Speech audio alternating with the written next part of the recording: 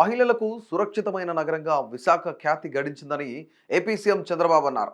అంతేకాదు ఐటీకి సరికొత్త గమ్యస్థానం విశాఖ అన్నారు. ఫుడ్ ప్రాసెసింగ్ రంగంలో అక్కడ అనేక అవకాశాలు ఉన్నాయని, ఈ రంగంలో ఏపీ $50 బిలియన్ ఆర్థిక వ్యవస్థ కలిగి ఉందని గుర్తు చేశారు.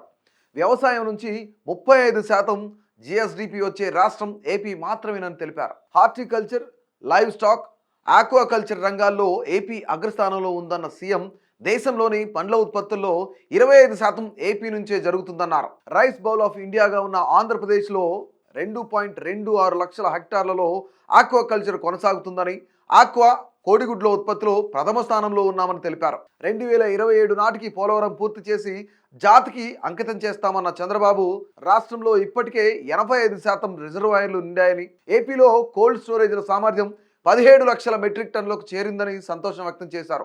భవిష్యత్తులో ప్రతి 50 కిలోమీటర్లకు ఒక పోర్టు చొప్పున 20 పోర్టులు నిర్మించడమే కాకుండా ప్రతి నియోజకవర్గంలో ఒక ఎంఎస్ఎంఈ పార్క్ నిర్మిస్తామని తెలిపారు.